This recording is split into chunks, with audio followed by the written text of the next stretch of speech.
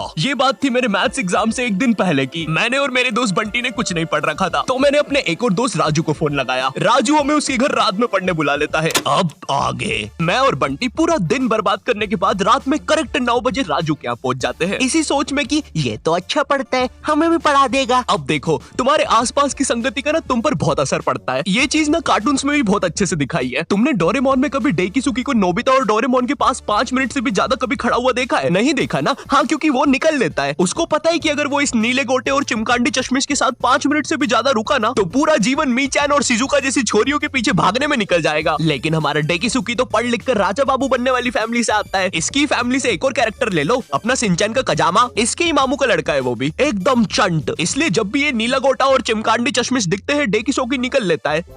Hello Shizuka, क्या तुम मेरे साथ होमवर्क करना पसंद करोगी? क्यों नहीं डेकिसुकी, वैसे भी मैं इस धूपड़े में भटक ही रही थी। मेरी माँ को लगता है मैं वायलिन क्लास जाती हूँ। शिजुका, ओए शिजुका, क्या कर रही है? अरे नोबिता, मैं और डेकिसुकी अपना होमवर्क करने जा रहे थे। वैसे तो तेरी औकात के बाहर है, लेकिन क्या तुम भी हमारे साथ आओगे? रुको शिजुका, वो क्या है ना, मुझे मेरा बाप जो कि आज तक कभी शो में नहीं दिखाया है, उसका कुछ जरूरी काम आ गया है, तो मुझे जाना होगा। Bye bye. अरे ये तो चला गया। कोई बात नहीं शिजुका, हम लोग भी कबाड़े वाले की दुकान से आ रहे थे ये रॉड लेके। इससे मैं उस जियान की दूंगा। खुद को समझता क्या है साला? हाँ नोबिता, मारो जियान को। अबे ओ नीले गोटे, ज्यादा हिले मत वरना फेंक दूंगा। नोबिता, मैंने तुम्हें बोला ना, ये मीचैन नहीं कोई दूसरा बिल्ला है। चुप रहे यार डोरेमोन, सारी बिल्लियाँ एक ही होती है। और शिजुका, आओ चलो मेरे घर चलते हैं, हम लोग फ्यूचर में जाके अपना फ्यूचर बर्बाद होते हुए देखेंगे। अरे वाह नोबिता, उसमें तो बड़ा मजा आएगा। मैंने कुकीज भी बनाई है। क्या यार शिजुका, दिन भर कुकीज खाते रहती है, इतना मैदा खाएगी तो जियान की बहन जेको बन जाएगी। और मीचैन जरा डोरेमोन का ध्यान रखना, वो गोदी में बैठने से ही मुंह देता है। नोबिता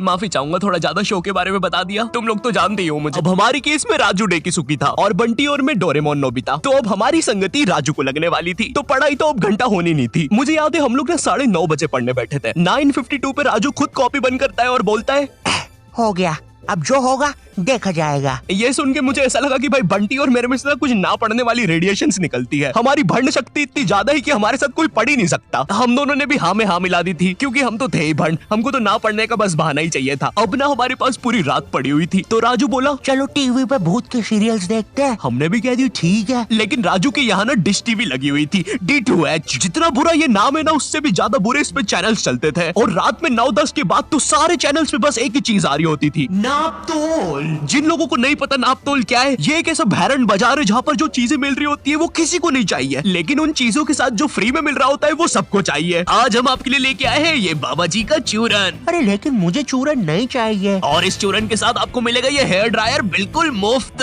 अरे लेकिन मुझे वो हेयर ड्रायर चाहिए, मात्र 6,500 रुपए में। अरे लेकिन ये थोड़ा महंगा सौदा नहीं है? लेकिन यार ड्रायर का तो कोई पैसा ही नहीं है, वो तो मुफ्त में मिल रहा है। मैं मुफ्त की चीजें नहीं जाने दूंगा। नापतोल वाले कभी नहीं चूकते ऐसी चीजें लाने में जो किसी को नहीं चाहिए। तो मिडिल क्लास मंगलवार आने वाला है, जिसमें हम स्पेशली मिडिल क्लास फैमिली को चीजें बेचेंगे। तो कुछ बताओ आइडिया। सर अपन बुलेट प्रूफ जैकेट बेचे। शामी एक बात बता। शैलेंद्र सर, शैलेंद्र। सलीम तू मिडिल क्लास फैमिली से आता है ना?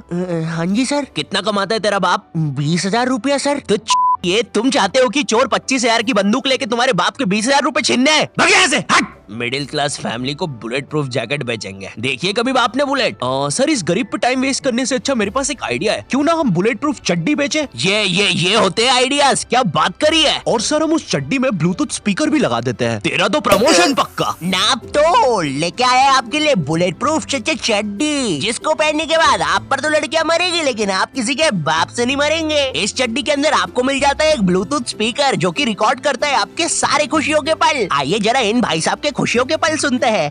और मेरा खाना किधर है? आप जरा कम पिया कीजिए ना, घर में राशन के पैसे नहीं बच रहे हैं। अरे चल, मेरा पैसा है, जितना पीना होगा उतना पीऊंगा। और ये क्या बकवास खाना बनाया है? ज्यादा रोना आ रहा है ना? पापा आप मम्मी को ऐसे नहीं मार सकते। अरे चल लेंडी, एक उल्टे हाथ का सपेटा मारूंगा ना। I hate you, I hate you। ज्यादा समझ में आ रही है, रुक अभी। क्या खुशियों के पल थे? भगवान ऐसी खुशी सभी को दे। और अभी खरीदने पर आपको इसके साथ ये जूस मेकर भी मिलेगा, बिल्कुल मुफ्त। अब हम टीवी पर तो कुछ देख नहीं पा रहे थे, तो हमने सोचा चलो भूत की बातें करते हैं। तो उस टाइम ना एक हॉरर शो आता था, विकराल और घबराल, स्टार उत्सव पे। उस टाइम ना पूरा टीवी एक तरफ और स्टार उत्सव एक तरफ। स्टार उत्सव ना बाकी चैनल से 356 एपिसोड पीछे चलता था। वो मुझे बिल्कुल अपनी तरह लगता था। एक तरफ क्लास के बाकी बच्चे जिनका सिलेबस पूरा कंप्लीट है, और एक तरफ मैं जिसने अभी बस किताब ही खोली है। एक तरफ क्लास का टॉपर बच्चा स्टार प्लस, जिस पर दिया और बाती में संध्या बिंगड़ी ने आईपीएस पुलिस ऑफिसर बन के एवेंजर्स के साथ मिलके अपने पति सूरज को मार दिया है, और फिर उसका पुनर्जन्म होने के बाद उससे ही शादी कर लिया है। और एक तरफ मैं स्टार उत्सव, जिस पर संध्या बिंगड़ी अभी बस आईपीएस पुलिस ऑफिसर की एग्जाम ही लिख रही है।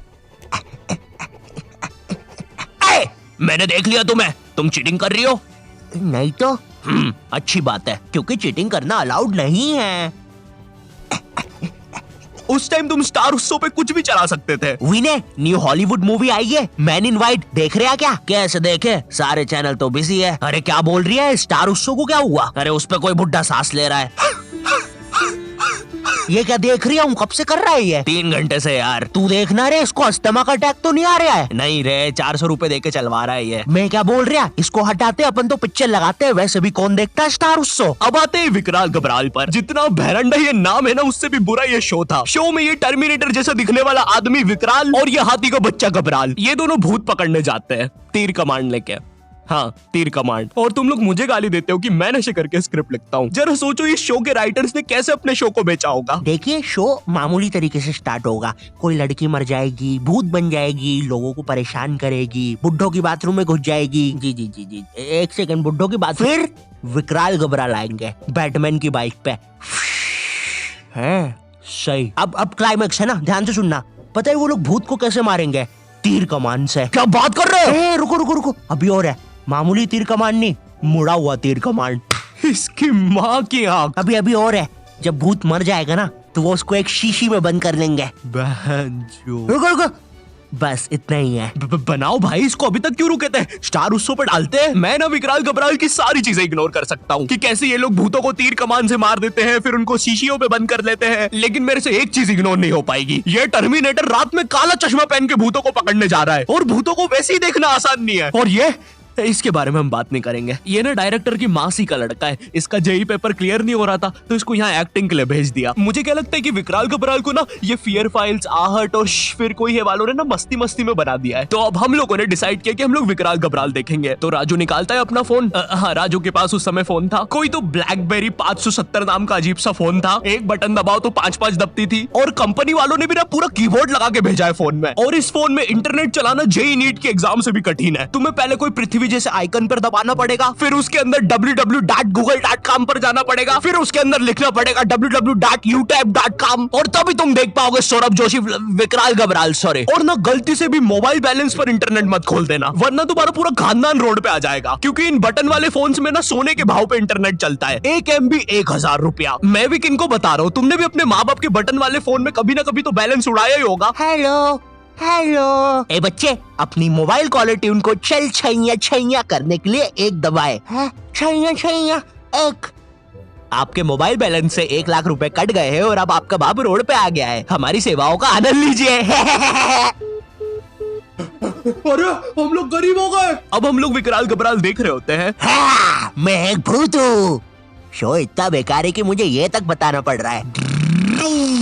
अरे विकराल घबराल, अरे भाई, जब नहीं दिखता है तो क्यों रात में काला चश्मा पहन के आते हो? क्या यार, सब कुछ मुझे ही करना पड़ता है।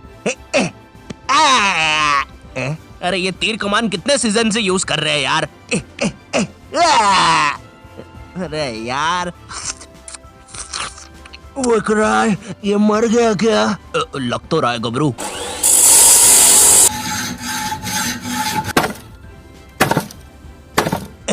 हो गया। तुमने तो मुझे हरा दिया। चलो गबरू, उसको बॉटल में भर लेते हैं। विकराल और घबराल। ये सब बकलोली देखने के चक्कर में ना हम एक चीज देखना भूल गए थे, और वो था टाइम। ये सब करते करते सुबह के 5:25 बज गए थे। 7:30 बजे हमारा मैथ्स एग्जाम था। भाई हमारी हालत ना उन सिपाहियों जैसी हो गई थी जो एग्जाम की जंग लड़ने से पहले ही हार चुके थे। अब हम लोग सीधा भागते हैं सोने के लिए। बंटी साला हमारे से पहले ही सो चुका था, जिंदा लाश की तरह पड़ा हुआ था साला जमीन पे। अब हम डर के मारे सो तो जाते हैं, लेकिन अलार्म लगाना भूल जाते हैं। सुबह के 9 बजे राजू के घर वाले आके हमको उठाते हैं, मुझे और बंटी को घर भगाते हैं, राजू को एक चमाट मारते हैं और अब हम लोग 7:30 का पेपर 9 बजे देने जाते हैं। बस फिर क्या, मेरे और बंटी के 100 में से 7 और 16 आते हैं, राजू के 32 आते हैं और फिर उसके बाद से राजू हमारे साथ कभी ग्रुप स्टडीज नहीं किया।